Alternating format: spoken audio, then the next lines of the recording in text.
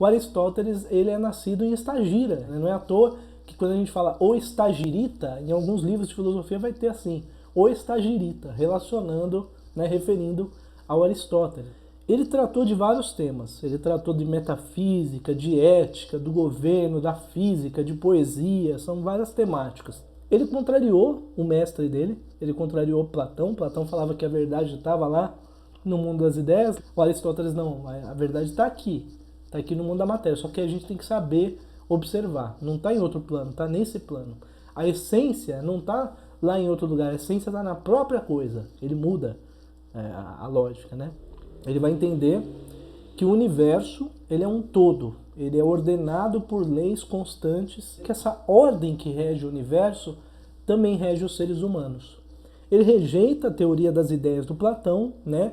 E ele vai buscar explicar o movimento e as mudanças das coisas a partir delas mesmas, né? Enquanto Platão estava falando que o movimento é apenas aparente, que a verdade está em outro plano, está no plano das ideias, o Aristóteles vai tentar explicar a partir das coisas mesmas. E o que é a filosofia? Abandonar o senso comum, aquelas imagens que eu já tenho de opiniões carregadas de crenças, que eu nunca questiono, né? E despertar para uma consciência crítica, dando lugar ao espanto, né? Então, para ele, o espanto tem um papel muito importante. Se eu não me espanto com uma coisa, eu não tenho para que questionar, eu não questiono ela, né? Eu finjo que isso é comum, eu passo desapercebido. Como um homem da ciência, né? Ele vai se dedicar, diferente do Platão, que estava preocupado com o mundo das ideias, ele vai se dedicar a observar a realidade. Ele vai falar, é por meio da observação da realidade, dos nossos sentidos, que a gente vai constatar que as coisas são mutáveis, são concretas, são distintas. Só que fazer ciência, para ele, olha já um ponto muito importante, não era falar do mutável, do concreto e do distinto.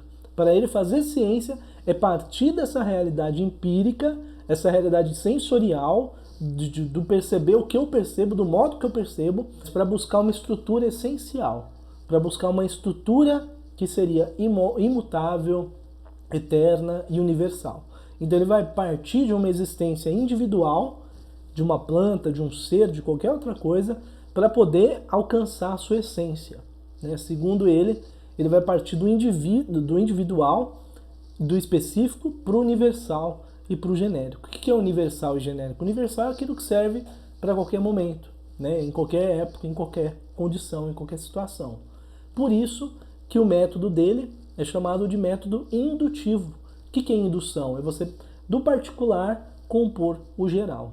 Então, ele vai se dedicar ao estudo e à observação do ser individual, para compreender e elaborar os conceitos, as essências e as generalizações. Então, o objetivo dele de observar é para poder alcançar conceitos e generalizações que servem para todos. Então, ele vai falar que a partir da matéria e a partir desse processo de compreender os conceitos, eu posso, né, alcançar conclusões científicas, conclusões conceituais e universais, né? Universais é que serve para todos, em qualquer tempo, é atemporal. Todas as coisas são constituídas de matéria e forma. O que é matéria e forma? A matéria é um princípio indeterminado das coisas, dos seres. E esse princípio ele pode ser determinável por meio da forma. E o que é a forma?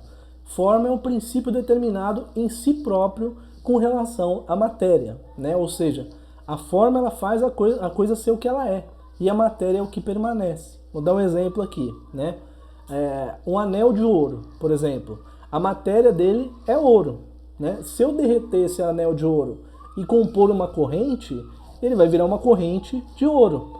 A matéria, o ouro, é o mesmo. O que mudou é a forma, né? Então aí ele está usando esse exemplo para poder tentar explicar a mudança das coisas, né? Como que uma coisa se transforma em outra.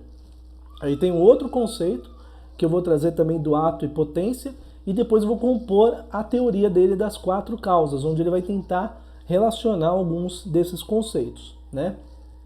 Outra maneira de explicar a natureza, ele vai dizer que todas as coisas naturais são ato e potência, inclusive os seres humanos, os animais, uma semente, uma árvore, tudo é composto, tudo tem essa característica, na verdade, de ato e potência. O que é isso, né? Ou seja, uma coisa é sempre algo no momento que pode se tornar outra coisa, por meio de uma ação interna ou uma ação externa, né? Por exemplo, uma semente, ela pode se tornar uma árvore, pode se tornar uma flor, se ela tiver condições adequadas. Por exemplo, um solo específico, uma temperatura, uma quantidade de irrigação específica, né? Ou seja, o ato ele vai habilitar o que há nessa semente em potência. Ou seja, uma semente de girassol, ela já tem em potência se tornar uma flor de girassol. Só que não é por conta própria, vai precisar de algum elemento externo para ela poder se transformar. Então, se ela for plantada na terra, uma certa condição, uma certa irrigação, com certa iluminação, ela vai se transformar. Então, o ato e a potência são também condições das coisas. E agora, para a gente finalizar essa parte do Aristóteles, a gente vai falar da teoria das 4 causas. Ele vai falar que todas as coisas que a gente vê, né, exatamente tudo no mundo, é composto de 4 causas, né? É a causa material, a causa formal, a causa eficiente e a causa final. Bom, o que é a causa material? A causa material, lembra da matéria e a forma, né? A material é a matéria de que uma coisa é feita. E aí eu vou usar um exemplo para a gente ficar mais claro, né? Vamos já imaginar aqui, né, uma estátua, né? Uma estátua de um guerreiro, tá? Então vamos lá. A material é a matéria do qual a coisa é feita. Então vamos pensar na estátua de um guerreiro, é o mármore, né? Vamos dar um exemplo aqui com o mármore. Pode ser bronze, pode ser o que for. Usei aqui o exemplo mármore. O mármore é a matéria do qual a coisa é feita. A causa formal, né? A causa formal é a configuração dessa coisa. Como que vai estar configurado esse mármore, né? Uma forma de um homem, né? De um guerreiro, né? Então é a forma que ela vai ser atribuída, né? Só que para essa material se transformar no formal é preciso de um agente, né? É preciso alguém fazer essa transformação. O mármore não vai virar um guerreiro do nada, né? Então tem a causa eficiente. A causa eficiente é aquele que produz a coisa, é aquele que transforma a matéria em forma. Quem que é esse? O escultor. O escultor que constrói a estátua, ele transformou essa matéria numa forma, né? E aí sim a gente alcança a causa final, né? A causa final é o objetivo, é a intenção, é a finalidade e a razão de ser de uma coisa. Por exemplo, para que se fez uma estátua de um guerreiro? Para exaltar a figura do soldado guerreiro, né? Esse exemplo é um exemplo muito comum em livros de história de filosofia, né? Com esse exemplo a gente consegue entender cada uma dessas 4 causas. Foi necessário todas elas.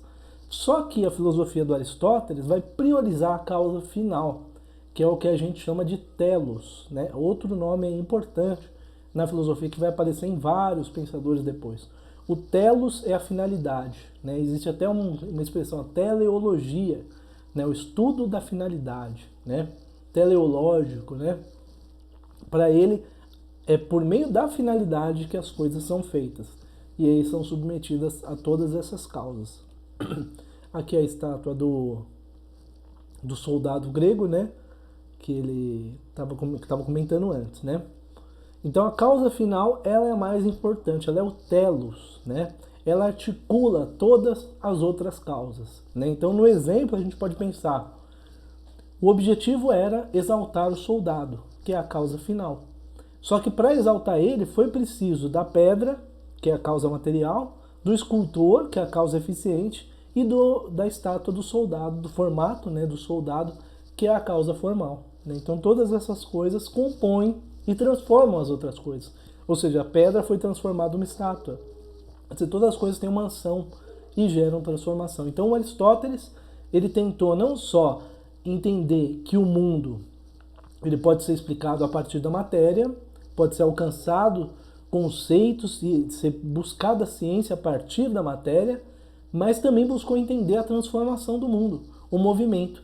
E aí estabeleceu a distinção entre matéria e forma, ato e potência e a teoria das 4 causas, né, que é o ponto principal da filosofia do Aristóteles.